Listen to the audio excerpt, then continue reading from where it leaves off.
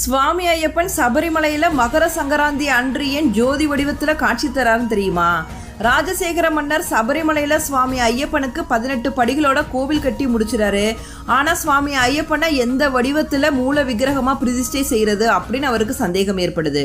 அப்போ பரசுராமர் எடுத்து வந்த சாஸ்தாவின் விக்கிரகமான 2 கால்களையும் குத்திட்டு இணைத்து யோக பட்டத்துடன் பந்தனம் செய்த வண்ணம் தத்வமசி என்னும் சின்முத்திரையுடன் கூடிய பகவானின் திருவுருவமே ஏற்றது என்ற ஆண்டவனின் கட்டளைப்படி மகர சங்கராந்தி தினமான தை மாத பிறப்பு நன்னாளில் கிருஷ்ணபட்சம் பஞ்சமி திதி உத்திர நட்சத்திரத்துடன் கூடிய சுபதினத்தில் பரசுராமர் தர்மசாஸ்தாவை சபரிமலையில் பிரதிஷ்டை செய்தார்.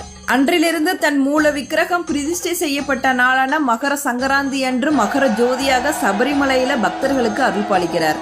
அது மட்டும் இல்லாமல் தன்னோட குருவுக்கு ஒரு வாக்கு கொடுத்திருப்பாரு, மகர சங்கராந்தி அன்று மகர ஜோதியாக உங்களுக்கு காட்சி தரேன் அப்படின்னு.